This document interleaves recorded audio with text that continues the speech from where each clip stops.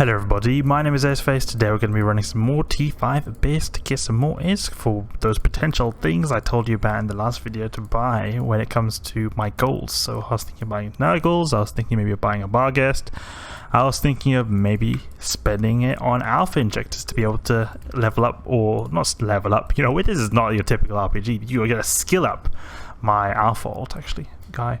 He's a really good guy. He is just chilling there in some system waiting to do incursions. I used to actually use that alpha character a lot to be able to do incursions when I had actually no ISK, because before all my characters were alpha clones, so my AC account didn't have so good skills in incursion stuff, but that guy actually had skills in incursion stuff like the Vindicator, because the Vindicator is actually a very good ship for incursions, so he was actually able to do that. Now incursions are not at all as popular, so it's a bit unfortunate.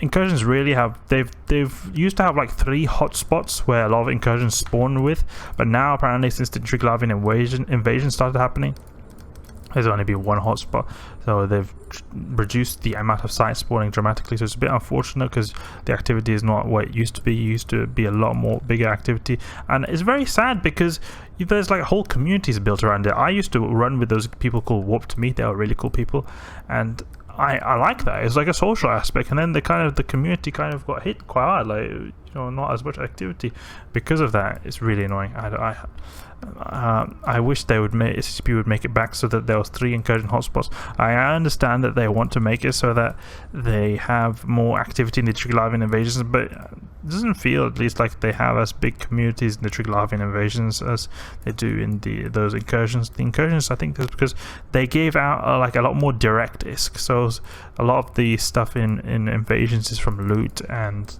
the salvage, so it's a bit harder to actually manage that. That's at least my theory. Okay, I have to keep shooting. Don't forget to not shoot. Okay, shoot the heavy missile on the battleship, because that's going to be applying the best to. I think the heavy missile still applies perfectly well to the Scylla Tyrannoses, but the reason I'm going with the heavy missile on the battleship is because my drones are going to make quick work of the cruise, so I'll never have to think about switching off my heavy missile if it just keeps on going on the battleship, because that's going to be the last ship I take out. I always go for the cruisers first. It's really good to go for the cruisers first because the cruisers have all the annoying E-War. Like, they could have neuting, they could have sensor dampening, they could have tracking disruption, all this kind of stuff that makes it harder for you, especially scrambling. They can make it so that the battleship can actually kill you quite easily if they have the scrambling and webbing that keeps you in place with it, especially with the target painters. It'll make sure that the battleship can apply really well. So just take out the cruisers first. That has always worked well for me. I know some people that they have done it so that they take out the battleship first because most of the damage is in the battleship, but the thing is, you got a lot of deadly E-War, and also the battleship tends to be quite far out. It's a lot easier usually to apply damage straight away to the cruisers, because the cruisers tend to go towards you, tend to be a bit closer. It's a lot easier to start applying damage quicker, so you're going to be utilizing your time a bit more efficiently by going through the cruisers faster. And especially since I have got a really good tank, it's not really any issue whatsoever. Like, I could just face tank Charybdis right now. Oh, we've got actually quite good loot. Look at this, 47 mil.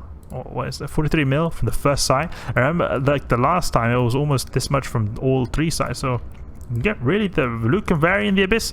Sometimes it can be really crap, but sometimes it can actually be completely amazing. Really interesting how it can just sometimes be really good.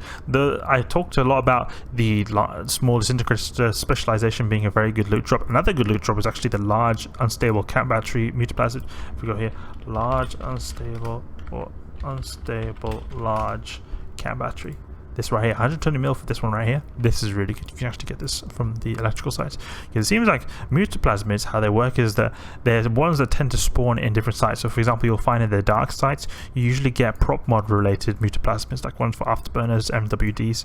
And in the electrical sites, you find multiplasmids with regards to cap batteries, so, or neutralize, or stuff that's to do with capacitors. So you find like Nosferatu, energy Nosferatu, the energy neutralizer multiplasmids, the cap battery multiplasmids. But the thing is, I've actually noticed that sometimes the kind of multiplasmids can kind of shift around. So you can actually, I've sometimes found large ancillary shield booster multiplasmids even in the electrical sites, but it's not at all as common. Most commonly you find the cap related batteries or cap related multiplasmids in the electrical sites. So it seems like how it works is that there's like a certain type of multiplasmid that's very common and then there's a small chance that you get another type of one. I don't know if it has something to do with that the large ancillary shield booster mutaplasmids are spawning, like they don't spawn in any of them, because I've never run Gamma one, so I'm not sure if you can get them there, but I think I have got some large ancillary shield booster mutaplasmids from invasions, and so they were like a new thing. I don't think they existed straight away, so I think maybe it's just a new thing they just added, just the off chance that you would get it in any site. I'm not 100% sure. If you guys do know where these different shield mutaplasmids go in, spawn in, let me know. Okay, take out this extraction right here. He's very close, and we're using the Imperial Navy infiltrators obviously because it's just got really good tracking, so you're just gonna take out these drones like absolute crazy. Sometimes I'm often thinking, is it really worth it or not, but it's another, even if it does, like, I'm not sure if it goes through the rogue drones quicker or not, like the Tech 2 or the Imperial Navy, because Imperial Navy obviously has better tracking, so it's going to be good in that regard, but then the Tech 2 has a bit more damage. The thing is, I think they're about the same. The tracking does make up, because it sometimes can be a bit hard. I noticed that the Tech 2 do sometimes occasionally miss the rogue drones, but the really good thing about the faction ones is they have more HP, and rogue drones, they really hate other drones. They just don't like other drones. They're kind of like cannibals, almost, like for drones. They're like drone cannibals. They go for you other drones.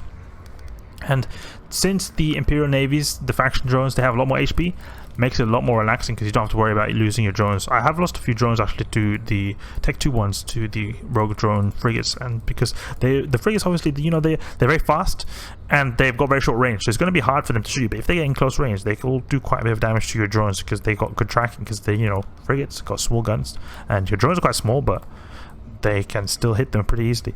But it's nothing like the Spark Grips, you know, the rogue drone battle cruisers. They all destroy drones because they've just got so good tracking for some reason on their weapons, and they're still able to hit them even at close range. It's just insane how they're able to do that. They've got some kind of really good tracking buff. You've got interesting things in the Abyss, like the Charybdis Tyrannus has really good tracking, and you can see the ability to land wrecking shots of that ship is just so high compared to any other ship I've ever come across. Like, I've come across all these Vedmax and all these people, they don't land at all as much wrecking shots. Then you got these Charybdis Tyrannus, crazy amount of wrecking shots. And we've got so good loot now. Second room, and we're already at 80 mil. So this is like really good. We're in for a good run, boys. We're in for a good run. Let's go and put the drones, split them up a bit. We're almost done. And also, not only are we in for a good run, we're also in for a good time, it seems like, because the rogue drone waves are just so fast. They're so fast, especially since we've got a Demon Automata suppressor here. It's going to, you know, do extra damage. You see they're already damaged before we even started shooting on them. It's really good, really good, really good. Actually start reloading this heavy missile, because we won't be using the heavy missile anymore, and these tiny guys that just, you know, applies so bad. Get the drones to get my drones to attack this guy. The also good thing about them attacking this guy is that they'll be really close, that we can actually recall them straight away when they've killed them. Okay, good. And transfer onto it. Go to the next wave. It'd be really cool if there was kind of mining abyss sites, like these abyss sites. You take a filament and then you go to an asteroid belt, and then there's, you know, dangerous enemies there. So maybe you'd go with like a fleet, maybe like 3 people, almost like Resource was actually. So you got some combat ships and you got some mining ships. They're gonna go and mine these things. There's not much loot there, but there's a lot of mining things. So you can do that, and you have to be careful because the people there maybe will attack you, will be quite deadly, and also maybe it's like you can't mine forever because the world will collapse, like how the abyssal sites. I think that'll be pretty interesting. I really wish CCP could do more kind of interesting sites or interesting activity with abyssal filaments. They've done a lot of cool invasion stuff, and I think that's really cool, but that's something I think they should expand upon, is more interesting stuff in abyssal dead space in terms of PvE. We've got a lot of nice things in terms of PvP. I wish we could expand a bit on the PvE aspect of them. It's just something I feel like, obviously a lot of people, they appreciate the PvP stuff, and I do too, but the PvE is pretty much been remaining exactly the same since it came out in 2018. So I wish there was some kind of new types of filaments, maybe for battleships, some kind of, maybe even battle cruisers. Maybe battleships will be a bit too slow paced, so maybe you could go for battle cruisers. And also maybe it will, I think the thing is, if it was a battleship, then I can imagine the you know how much more expensive battleships are than cruisers. I can imagine the loot will have to also be somewhat better, and it'll probably, I can imagine, for the amount you're risking, it'll have to be, for it to be worth your time, it'll have to be a lot more. And if it's a lot more, then no one was going to run the cruiser sides. So maybe battle cruisers for a bit more tougher way. Maybe it's about the same, but just a lot more bigger stuff. So higher DPS tank requirements, higher. Maybe it's like a 5-room one as well. It's interesting. I they could vary it up, mix and match it up a bit. Maybe they could even have things. Something I'm actually thinking about is that you have to navigate within a pocket. So because like say you see these rocks over here, you have to like navigate through here and go past them, and I think that's something that I don't see a lot in EVE Online. Like in EVE Online, you often see that you go to different places with acceleration gates. I really wish there could like be a really big environment which you don't see everything, and then you just go and manually pilot things. So you see there's like some rocks there in the background that we can barely see, but then when we get closer, then it'll be a lot easier to see them. So I think that'd be really cool. It could be like a sense of like depth or sense of like vision, and that's something you don't usually have in EVE Online, because usually in EVE Online you're able to see everything and anything that is close to you. But if like we were able to see, yeah, they're really far away, so we'd have to travel there and kill some enemies on the way, then they spawn in, and I think that'll be just really cool. That would be a really cool thing actually, especially in the Abyss, because of how like it would make sense with lore. They can maybe make it up like the, you know, the Abyss has weakened our senses or something like that. It'd just be really cool if they could make some kind of like sort of foggy kind of or limited vision, and you have to manually travel, like not with acceleration gates. I don't like how you have to travel, especially in missions. I think it's really boring how everything is just going through acceleration gates. I find that very boring. I think it would be good if it was manual piloting. I think that would be a lot better. Can go for the bi-adaptive one we're going to get over here. We didn't get a whole lot from those caches, those extraction nodes, but we got something, you know, with the 90 million mark now, so that's really good. I wonder if we can hit the 100 million mark. That'll be even better. Like, oof, wow, if we get 100 mil, amazing, absolutely amazing, and probably a good time as well. Oh yes, we hit the 100 mil mark. We hit the 100 mil mark. Yeah. Okay, 107 mil in, what is this now? Maybe this will be like 12 minutes or something like that. Oof, that's so good loot. This is what I love about the T5s. The T5s just give amazing ISK. You just get the absolutely amazing ISK from the T5s. Let's wreck this Blinding Vila over here. Blinding Vila, you are a fairy. Apparently Vila means fairy. I've heard some of you guys commented that, told me that this is like something to do with Slavic mythology. I really appreciate you guys giving me these explanations. They're like fairies, and it kind of makes sense, you know. These drones are kind of like fairies. They're like tiny little fairies hovering around, helping them. Okay, let's go for this blinding guy over here. Last one, and then we're finished. So we're doing 107 mil, 12 minutes. Really, absolutely amazing. Start redoing this stuff as well.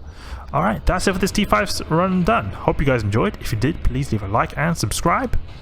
I'll catch you guys later.